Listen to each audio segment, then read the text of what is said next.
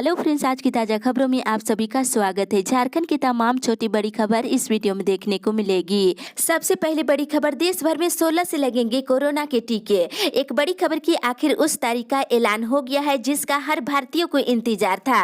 केंद्र सरकार ने शनिवार को कहा है कि देश में कोरोना टीकाकरण अभियान 16 जनवरी से शुरू हो जाएगा और पहले चरण में 1 करोड़ स्वास्थ्य कर्मियों और 2 करोड़ अग्रिम पंक्ति के कर्मियों को टीका लगाया जाएगा। वहीं केंद्र सरकार द्वारा 16 जनवरी से टीकाकरण अभियान शुरू करने के बाद झारखंड भी वैक्सीनेशन के लिए तैयार है। सरकार का दावा है कि सिरिंज पहुंच चुके हैं और पहले चरण में झारखंड में लगभग 1.25 लाख से ज्यादा स्वास्थ्य कर्मियों को टीका लगाया जाएगा। जमशेदपुर, पलामू, देवघर में रीजनल वैक्सीन सेंटर बनाया गया है और टीका पहुंचाने के लिए राज्य में 275 वैक्सीन स्टोर बनाए गए हैं। इसी के साथ ही अगली बड़ी खबर, समय पर काम नहीं हुआ तो नापेंगे अधिकारी। सरकार की पहल से जन्म मृत्यु प्रमाण पत्र समेत सैकड़ों सेवाओं में भ्रष्टाचार पर रोक लगाने को लेकर पहल शुरू हो गया है। झारखंड में सरकार से जुड़े आम लोगों के 331 तरह के काम अगर समय पर नहीं होती है तो आवेदक की शिकायत के बिना भी राज्य सरकार इसके लिए जिम्मेवार अफसरों के खिलाफ कार्रवाई करेगा। इसके लिए झारखंड सरकार सभी विभागों को मिलाकर के राइट टू सर्विस गारंटी का एक पोर्टल बनाने जा रही है। उल्लंघन करने वाले अफसरों की रिपोर्ट हर दिन तैयार होगा और इसी के आधार पर कार्रवाई भी की जाएगी। इसी के साथ ही अगली बड़ी खबर, मौसम विभाग से ठंड से अगले 2 दिनों तक नहीं मिलेगी राहत। जम्मू कश्मीर में पश्चिमी विक्षोभ के सक्रिय रहने से अरब सागर में सर्कुलेशन बना हुआ है और बादल की खंड झारखंड की ओर आने के क्रम अभी और 2 दिन चलेगा। इस दौरान मौसम शुष्क रहेगा और आसमान में आंशिक रूप से बादल छाए रहेंगे। झारखंड में न्यूनतम तापमान 12 जनवरी से फिर से नीचे गिरने की संभावना है। इसी के साथ ही अगली बड़ी खबर, जेटेट पास अभ्यर्थियों ने विधायक सीता सोरेन को किए ट्वीट।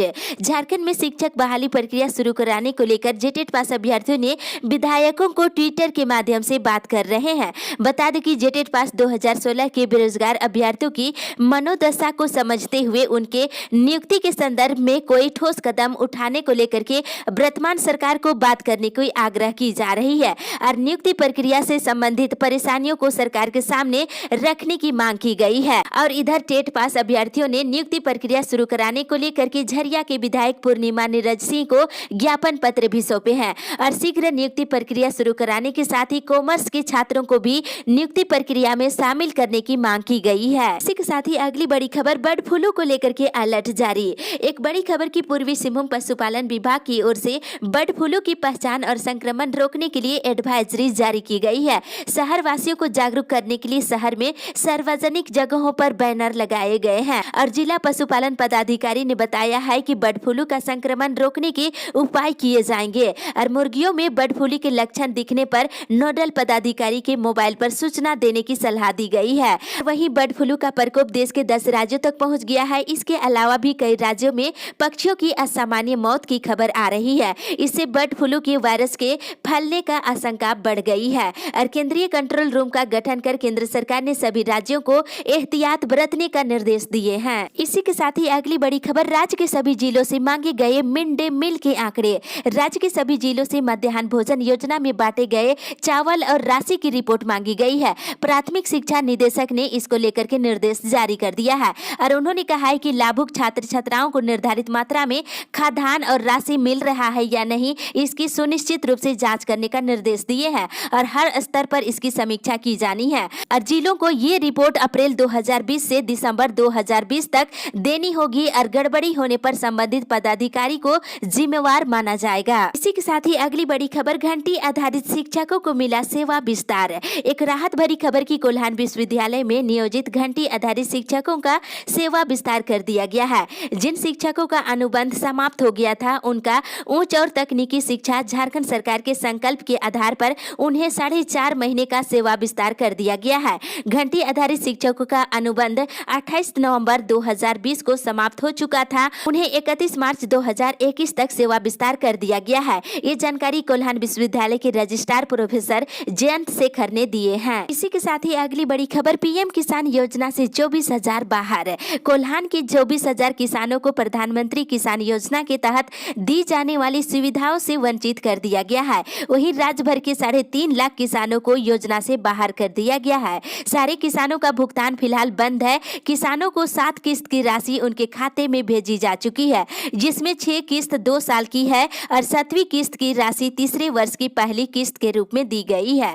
बताते चले कि कई किसानों के पास कागजात नहीं है, अयोग्य होने के चलते पीएम किसान योजना से बाहर हो गए हैं। कई ऐसे लोग भी थे जो सरकारी नौकरी करते हैं और पीएम किसान योजना का लाभ ले रहे थे। अभी भी स्क्रूटनी जारी है। साथ ही इधर कोल्हान के 65,000 से अधिक किसानों को ऋण माफी के लिए फिलहाल इंतजार करना होगा और उनकी ऋण माफी को लेकर के सरकार राह की तलाश कर रही है। राज्य भर में 13 लाख कर्जदार किसानों में से 9 लाख किसानों का ऋण माफ की जा रही है, लेकिन बाकी किसानों को खाता अपडेट नहीं होने के कारण ऋण माफ नहीं किया जा सकता है। इसी के साथ ही अगली बड़ी खबर, जेटेट में अंग्रेजी और संस्कृत के बराबर अंकों की होगी उर्दू की परीक्षा। झारखंड शिक्षक पात्रता परीक्षा नियमावली 2019 में बदलाव होगा और उर्दू की परीक्षा अब संस्कृत और अंग्रेजी के अंकों के बराबर होगी। स्कूली शिक्षा और साक्षरता विभाग ने इसका प्रस्ताव तैयार कर लिया है और 2019 में तैयार की गई नियमावली में कक्षा 6 से लेकर 8 तक में शिक्षक नियुक्ति के लिए ली जाने वाली शिक्षक पात्रता परीक्षा में अंकों का निर्धारण में एकरूपता नहीं थी, जिसे एकरूपता बनाई गई है। और आपको बता दें 2.5 अंकों की परीक्षा लेने का प्रावधान है। इसके तहत 150 अंकों की वैकल्पिक विषय की परीक्षा होगी और 100 अंकों की परीक्षा अनिवार्य विषय के रूप में ली जाएगी और परीक्षा फरवरी में लिए जाने की संभावना है। इसी के साथ ही अगली बड़ी खबर, डीवीसी से 5 रुपये प्रति यूनिट बिजली खरीदने का प्रस्ताव खारिज। झारखंड राज्य विद्युत नियामक आयोग ने झारखंड बिजली वितरण निगम लिमिटेड के द्वारा डीवीसी से 5 रुपये प्रति यूनिट बिजली खरीदने के प्रस्ताव को खारिज कर दिया है। और वहीं दूसरी तरफ बिजली वितरण निगम ने बड़े बकायेदारों के अतिरिक्त 3 महीने तक गांव में 5,000 जबकि शहरी क्षेत्र में 10,000 से अधिक के बिजली बिल जमा नहीं करने वाले उपभोक्ताओं की कनेक्शन काटने की योजना बनाई है। सोमवार से रांची आपूर्ति अंचल के सभी 6 डिवीजन के साथ खुट्टी, गुमला, लोहरदगा, सिमडेगा में भी व्यापक रूप से अभियान चलाया जाएगा। बकाये रहने पर बिजली कनेक्शन काट दी जाएगी। साथ ही अगली बड़ी खबर, पारा शिक्षक करेंगे 3 विधायकों के आवास का घेराव। एकीकृत पारा शिक्षक संघर्ष मोर्चा जिला कमेटी की बैठक शनिवार को प्रभात तारा मैदान में मोहम्मद शकील की अध्यक्षता में हुई और बैठक में 17 जनवरी से शुरू हो रहे आंदोलन की तैयारी की समीक्षा की गई है और निर्णय लिया गया है कि पारा शिक्षक रांची जिला के सत्ता पक्ष के 3 विधायकों का आवास का घेराव करेंगे।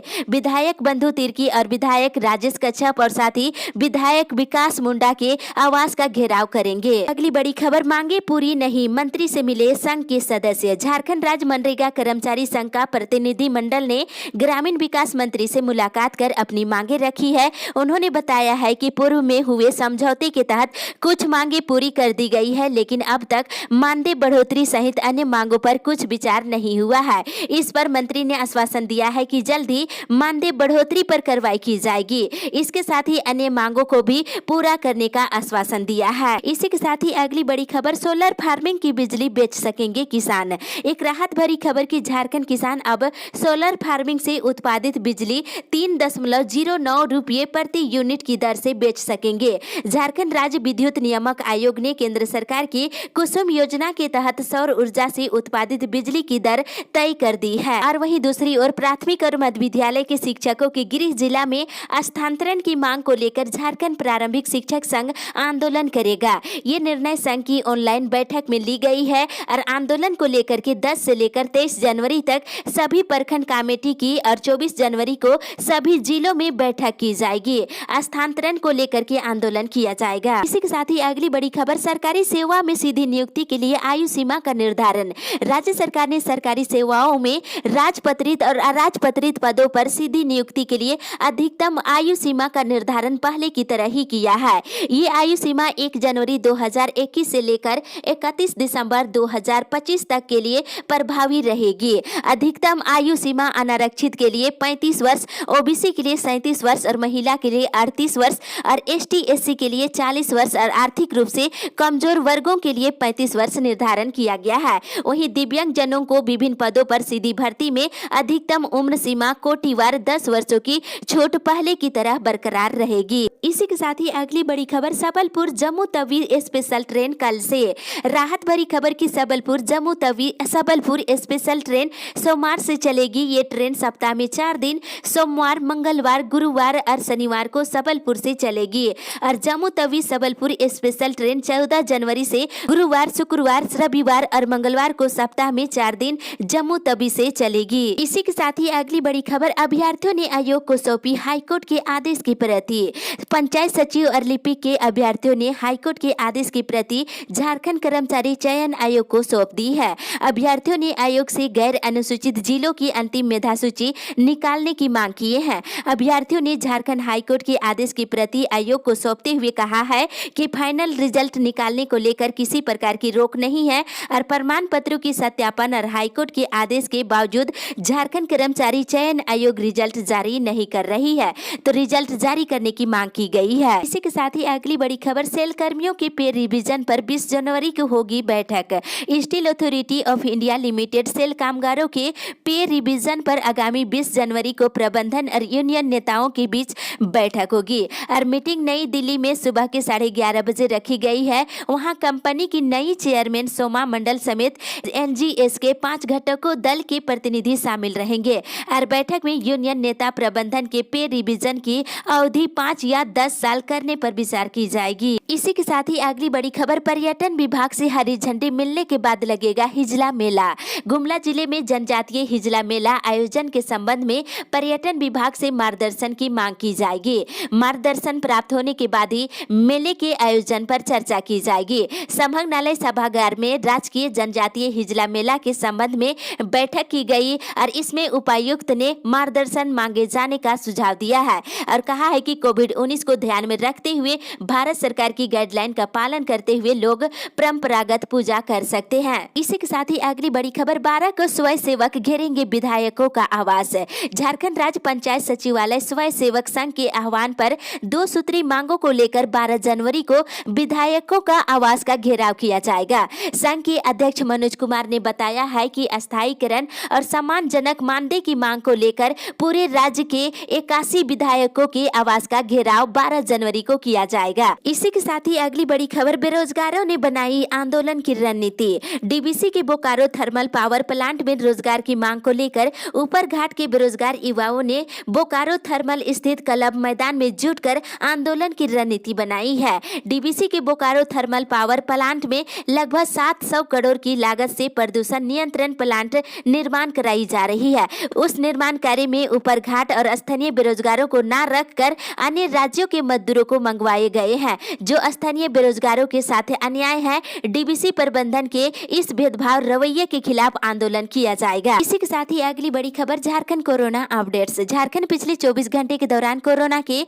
236 नए मरीज मिले हैं। मिले मरीजों में से बोकारो से 9, देवघर से और दुमका से 2, धनबाद से 21, पूर्वी सिंहभूम से 7, गोड्डा से 1, गुमला से 4, हजारीबाग से 7, खूंटी से 3, कोडरमा से 6, लातेहार से 4, लोहरदगा से 3, पलामू से 8, रामगढ़ से 5, रांची से 125, सरायकेला से 1 और पश्चिमी सिंहभूम जिले से 5 नए मरीज मिले हैं। इसके साथ ही राज्य में कोरोना मरीजों की संख्या बढ़ करके 1,16,672 हो गई है। इसी के साथ ही अगली बड़ी खबर, मधुबन, लोहपीटी, अमलाबाद समेत 22 भूमिगत खदानें खुलेगी। एक राहत भरी खबर की भारत कुकिंग कोल लिमिटेड फिर से भूमिगत खदानों की ओर लौट रही है। बताते चले इसको लेकर रिपोर्ट बन रही है। 4 खदानों को खोलने की दिशा में वित्तीय वर्ष 2021-22 में काम भी शुरू हो जाएगा। इसके अलावा 18 अन्य खदान भी खुलेंगे। 22 खदानों में 19 सिर्फ झरिया इलाके में है। इससे रोजगार के अवसर बढ़ेंगे। इसी के साथ ही अगली बड़ी खबर, बीएड नामांकन की पहली मेधा सूची कल होगी जारी।